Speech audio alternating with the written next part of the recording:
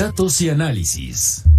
Saludo y doy la bienvenida a la doctora Ana María Vázquez, directora del Departamento de Estudios Sociopolíticos y Jurídicos del ITESO. Gracias por estar con nosotros. Bienvenida. Muchas gracias, un gusto estar aquí. Comencemos con su exposición sobre el ámbito de la educación durante la pandemia. ¿Cuál es la situación en la que más se asemeja a la suya? Adelante. Muchas gracias. Pues sí, como bien presentabas, este es un primer reporte de un ejercicio conjunto entre ITESO y Mega Noticias. Es una segunda parte de un estudio amplio sobre cultura política y percepciones de interés en la comunidad en el marco de este proceso electoral. Y vamos a centrarnos sobre todo en esta ocasión en comentar un poco los cruces que podemos ver respecto del impacto de este último año, la pandemia, en las dinámicas, en la familia y en la educación. Una de las primeras... Pongamos la lámina 10, por favor, para que la pueda ver. Lámina que tenemos, exacto. Es que en aproximadamente, o casi el 60% de las familias encuestadas, o de las personas encuestadas, tienen familiares al interior directo que están teniendo algún tipo de trabajo en línea para continuar sus estudios. Eso implica que, imaginemos, 6 de cada 10 familias tuvieron que ajustar o adaptar su dinámica para poder continuar en casa el estudio desde primaria, secundaria, etcétera, es decir, en cualquier nivel. Lo que afectó tanto la vida de los estudiantes pequeños y jóvenes como la vida de sus cuidadores, los padres de familia, los propios hermanos. Ese es uno de los hallazgos más interesantes respecto de la educación. Algunos de ellos, casi 20%, lo hacen a través del programa de Aprende en Casa, que es de cápsulas en televisión, para ir avanzando en algunos temas particulares. Y también otro tema que destaca en esta pregunta respecto del impacto de la pandemia es que 7% reportan haber tenido que suspender al menos temporalmente sus estudios. Ahí la gran pregunta que tenemos que hacernos es qué impacto tiene esto, no solo en la vida escolar y en el aprendizaje de esas personas que suspendieron, sino imaginar si hay condiciones cercanas, reales, para que ellos y ellas regresen o retomen sus estudios. En otra parte del estudio se habla, por ejemplo, del impacto económico, del impacto que implicó tomar más de un empleo, de las herramientas que se tenían a la mano para cuidar a las personas. Entonces, si esas consecuencias continúan, difícilmente podemos imaginar que ese 7% considere regresar pronto a la escuela, lo cual también tendrá una carga en el futuro de esas familias y esas personas que todavía no podemos valorar del todo, ¿no? Doctora, también interesante la siguiente lámina con la pregunta de ¿con cuál partido te identificas? Sí, esa es una lámina desafortunadamente no tan sorprendente. Sabemos que cada vez más, de alguna forma, la polarización en términos de la diversidad de partidos políticos que están presentes, la disputa de alguna forma por el registro y por mantener el registro, y como la presencia en tantos niveles en la comunidad y en el Estado hacen que también se diversifique mucho la posibilidad, cruzado con las no tan buenas experiencias que hemos tenido ya con gobiernos a nivel federal y estatal de estos partidos punteros, entre comillas.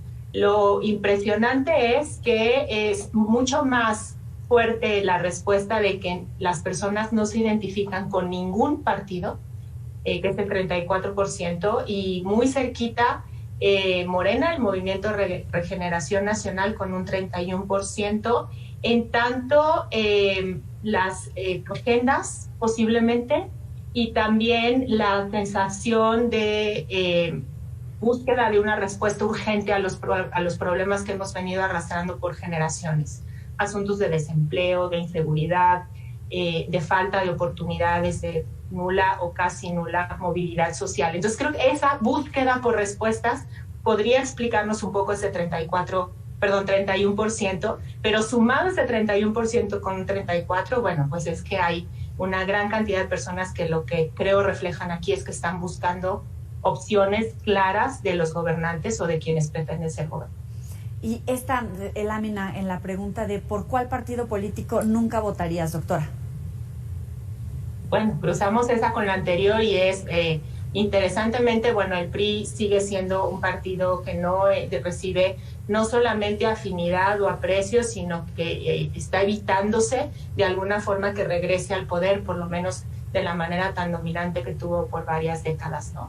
Y lo que hay que explorar con otros cruces es esta identificación por Morena no necesariamente está significando que voten por ella. Si regresamos a la anterior, en algún momento podríamos especular, porque realmente es un cruce inicial de gráficas, que todos aquellos que no se identifiquen por Morena, supongamos, podrían estar pensando que al menos no votarían por ella, ¿no?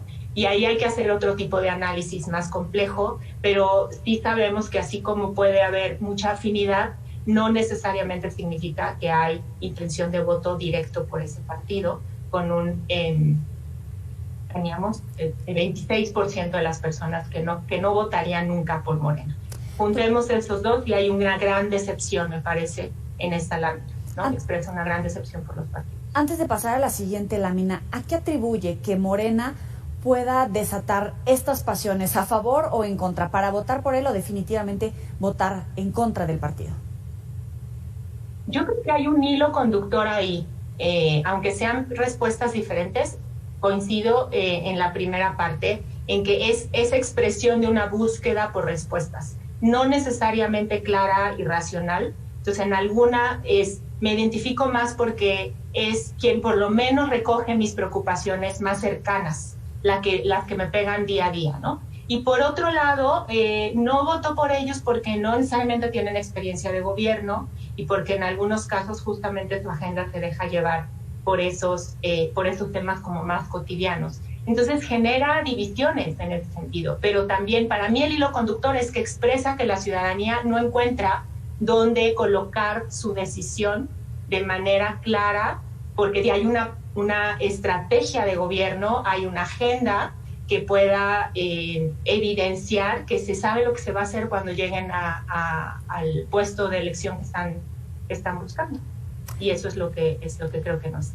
Doctora, vamos a la siguiente lámina en la pregunta de pensando en los candidatos a la presidencia de su municipio, ¿cuál de las siguientes frases refleja mejor su opinión sobre ellos? Pues ahí vemos que respecto de ya los candidatos, no nada más los partidos, sino las personas que están conteniendo, pues evidentemente no hay convicción por ninguno en la mayoría, ¿no? Si sumamos el 25% que está indeciso con el 39% que dice que ningún candidato les convence, pues ahí tenemos 60 y tantos % que el día de la elección probablemente voten por lo que más se aparezca en ese momento enfrente. Y eso es un gran riesgo, implica que una gran cantidad de votos estarán en el aire hasta el último momento.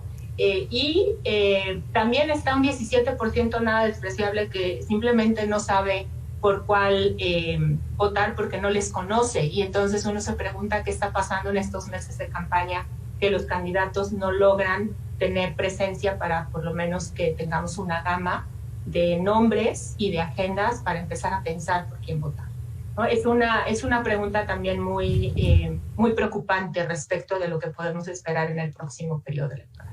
Finalmente, los detalles sobre la metodología.